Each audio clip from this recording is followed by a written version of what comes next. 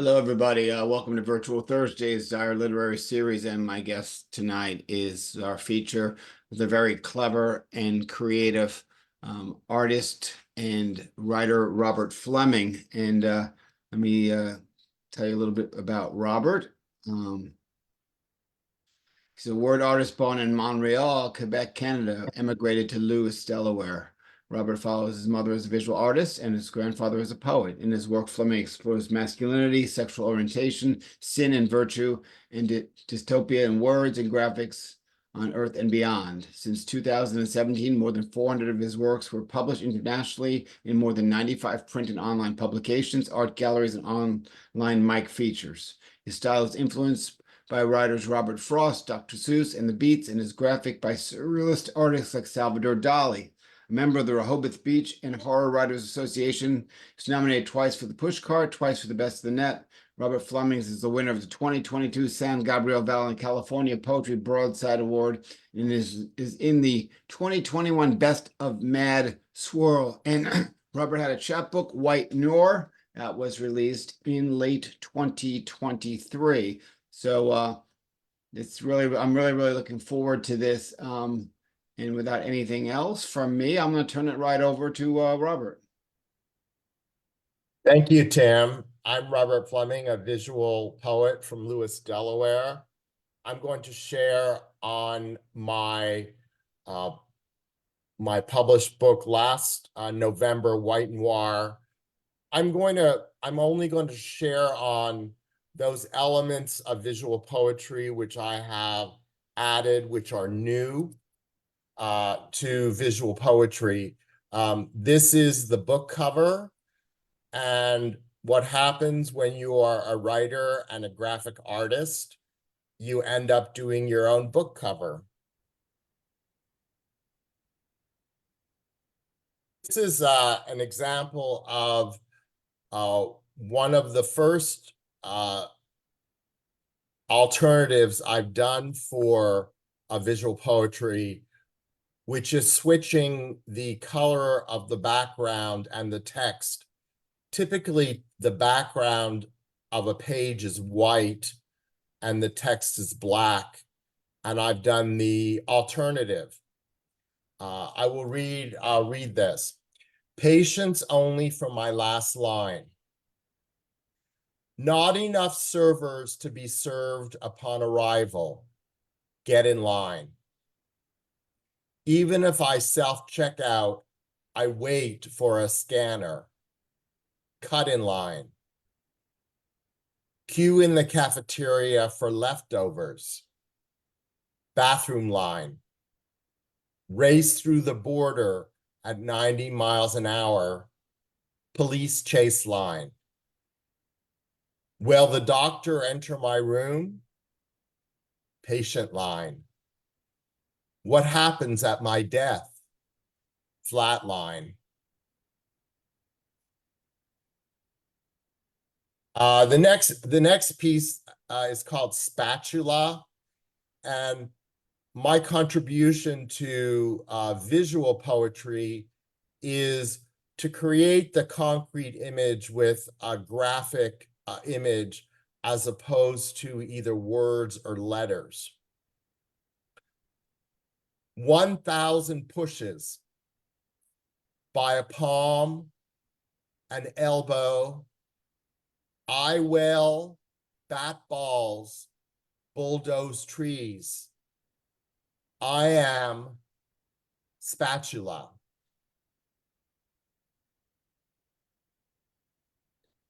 And this is another extension of concrete poetry. I had never seen a concrete poem in the shape of a skyscraper. New York City exhibitionist and Hoboken, New Jersey voyeur on the 32nd story across the Hudson River. 10 p.m. 10 p.m. Blinds, curtain, raise, pull, undress, strip, towel, sheet, binoculars, binoculars, naked, nude, masturbate, masturbate, climax, climax, curtain, blinds, lower, pull.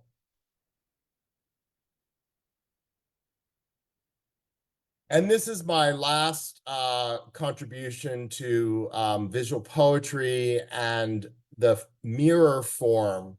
One of the mirror forms is where you put the mirror in two columns.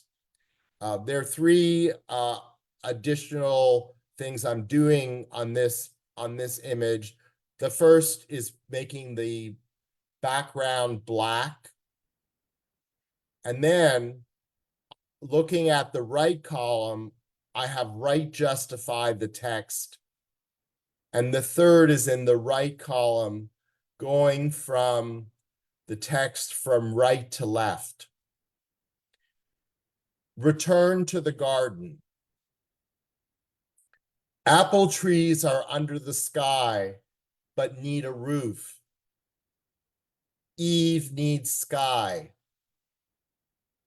Pear trees are soiled, but need a linoleum floor. Adam needs soil. Cherry trees are in open space, but need walls. Jack needs open space. Banana trees have sap, but need blood. Jill needs sap. Move the orchard inside the house. Return all humans under sky. Thank you for letting me share the parts of my visual poetry, which is extending visual poetry. And I turn it back over to you, Tim. All right. Let me join you on screen here. Here we are. So very, very interesting stuff. In my research, your work was viewed as visual emotional experiences, and the statements like that are usually related to the reader. Now, when you are writing and creating, are you having emotional experiences, or are you able to be detached from it?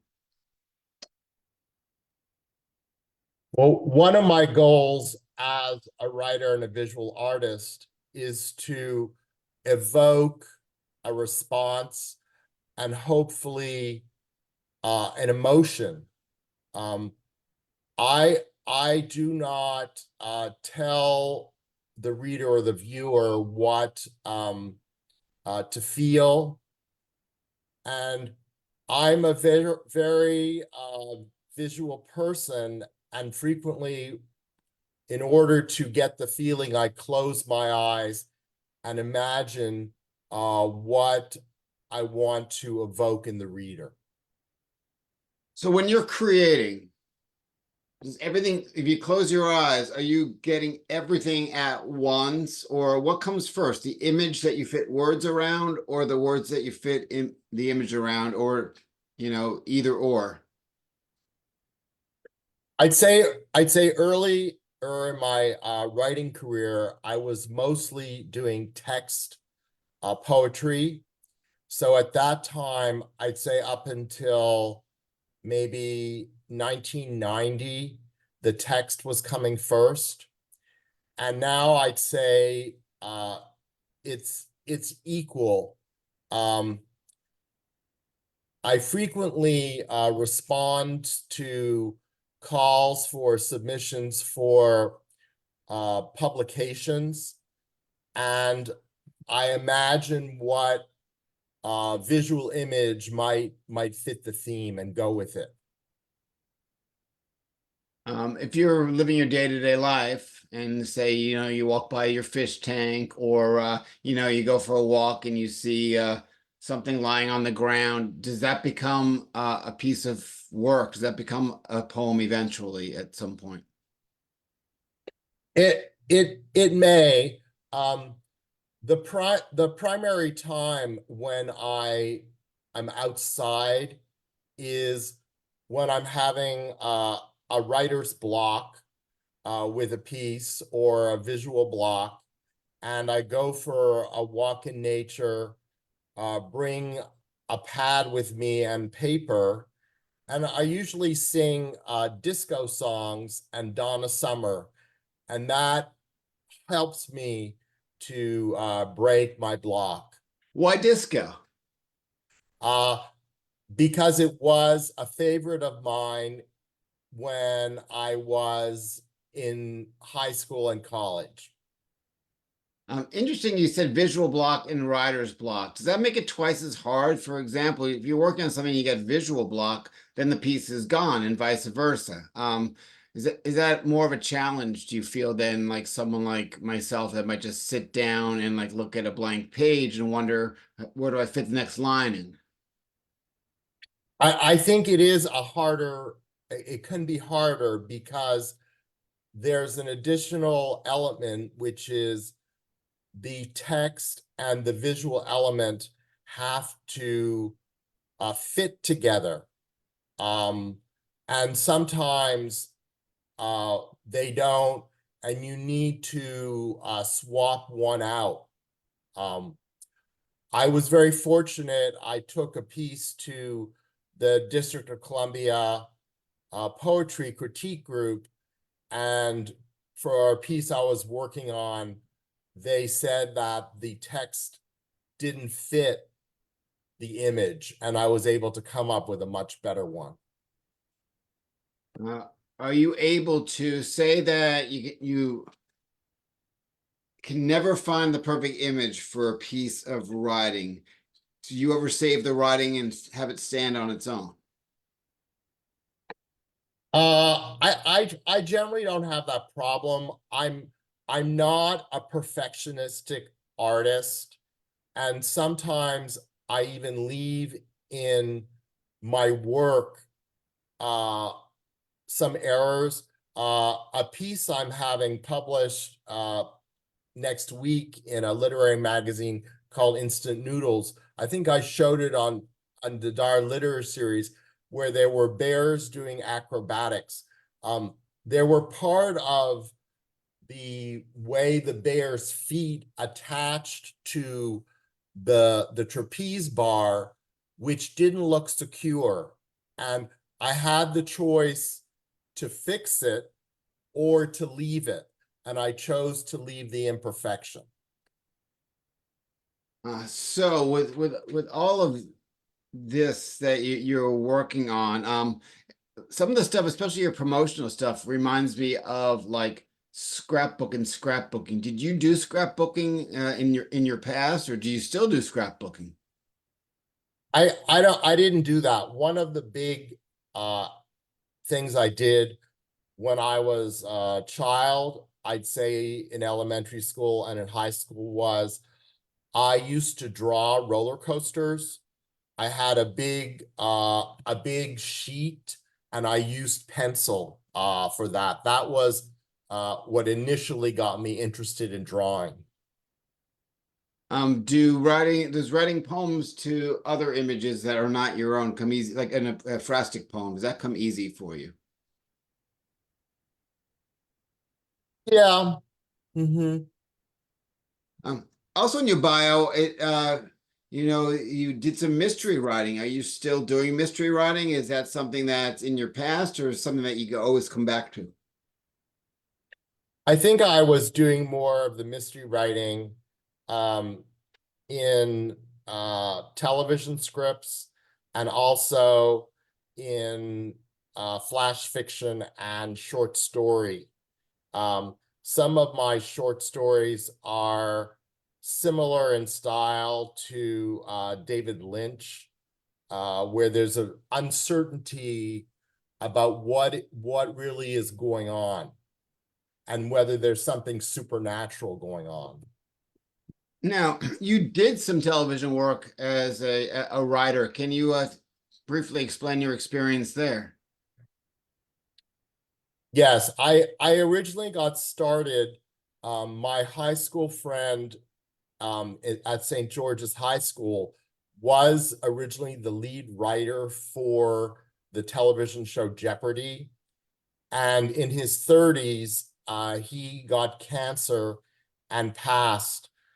There was a 2-year period where I acted as his front because he didn't want to reveal to the network that he was incapable of continuing with the writing. When he passed, I became a staff writer for Jeopardy, and later I got an agent, and she was able to get me my first skits on Saturday Night Live in the 90s. So which of the not ready for primetime players worked acted in your skits? All of them?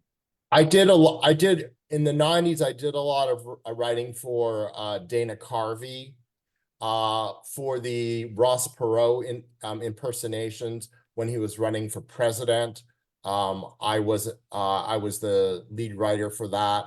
I was also one of the collaborators on Dana creating the Church Lady.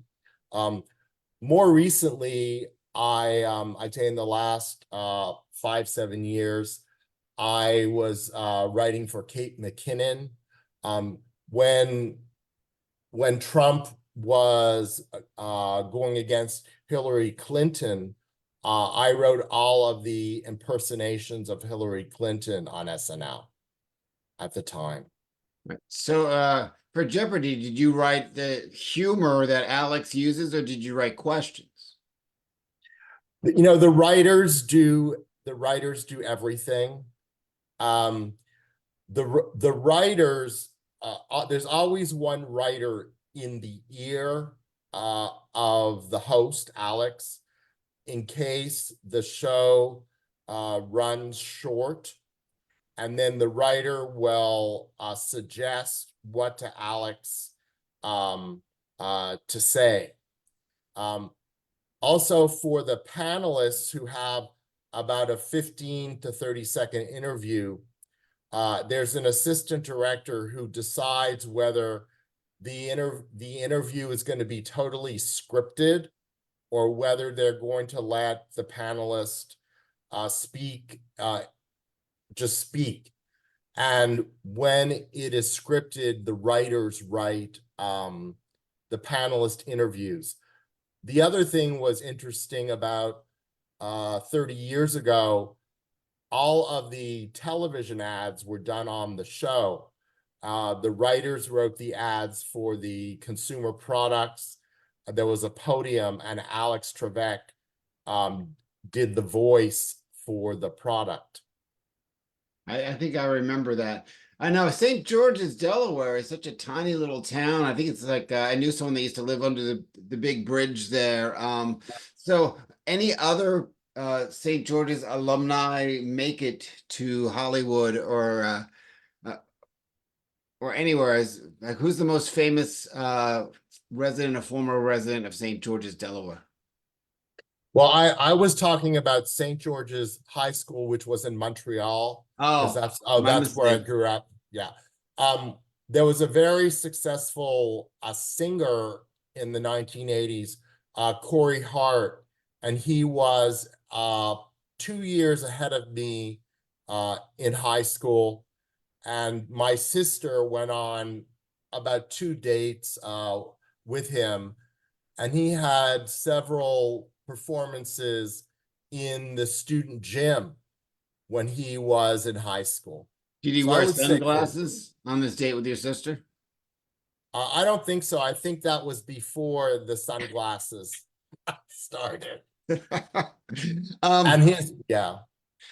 Let's go back to your work and your book. There's a lot of dark humor in it. So was that something that you were always blessed with? In other words, were you the kid that was always told to be quiet because of the dark humor element? I've always had the ability to imagine what could be a quip which would be dark, but I wasn't in in school a kid who was talking all the time, and I wasn't the clown in the classroom either. The other thing that your book and your writing does is you really delve into taboo subjects, but you do it in a very clever way with your art. Is that a way, is that an intentional device to help open the door to talk about those subjects? I would say yes. Right now in United States, I think we have returned to a very correct time and a very Puritan time. Uh, I find it's very difficult to have outlets for alternative or satire on religion or sex or violence at this time. That makes a lot of sense. So, I mean, I think that we need people like yourself that is able to have a vehicle to talk about that because, so many of us just get, shut down when those subjects are brought up. Your book with the images and the words and the graphics, was it difficult to find a publisher? Well, I was very fortunate because I had a long-term publication record with Devil's Party Press. I was published in their literary magazine, Instant Noodles, and their anthologies. Uh, I'd say over 15 times over the last 5 years. And the editor-in-chief, Diane Pierce, uh, chose to create a new imprint for their press, which were short forms. That was poetry, flash fiction, short story. And she asked the writers and artists who have been repeat contributors to start the press. And in Old Scratch Press, we are starting with publishing each of the collective members. So through a random number generator, I was fortunate enough to be the second author for the press. Now, do you ever put your art to other people's words? I have collaborated with John Wessick Oh yeah. three times. The first piece was he gave me a haiku, and it was a horror piece. And we've also collaborated in Medusa's Kitchen, um, uh, both on a kitchen view and from a man's perspective and a woman's perspective. All right. So what's next for you? Well, I'm continuing to support Old Scratch Press for all of the authors that will come out in 2024. I will be some of the times I will be doing proofreading. I will be the publicist for all of their events, and then also for the magazine Instant Noodles, I'm currently the art editor and video editor. And I'm continuing on promoting my book through June, and then I will be taking a break. Okay. Just under the wire, Paul Sen asked, does video interest you as a medium to work with and put your words to? And do you enjoy improv using an image as a prompt? Two good questions. The reason why I created the genre for Instant Noodles of multimedia video is because the magazine is having a challenge with attracting diversity for a publication, for mostly for race.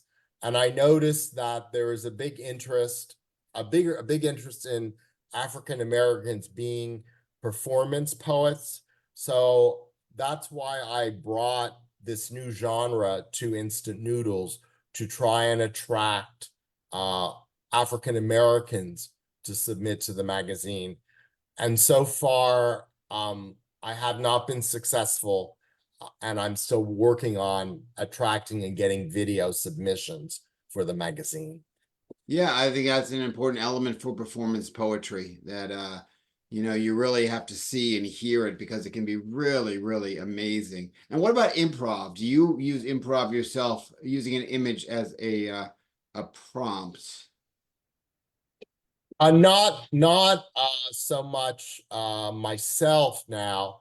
One thing I am doing now when I attend the Stone Soup open mic is I'm bringing 1 or 2 pages of the greatest love scenes. I just brought the love scenes from Ben-Hur, and I cast during the open mic 2 or 3 people, give them a little direction, and then coach them on an open reading, and we do an open reading.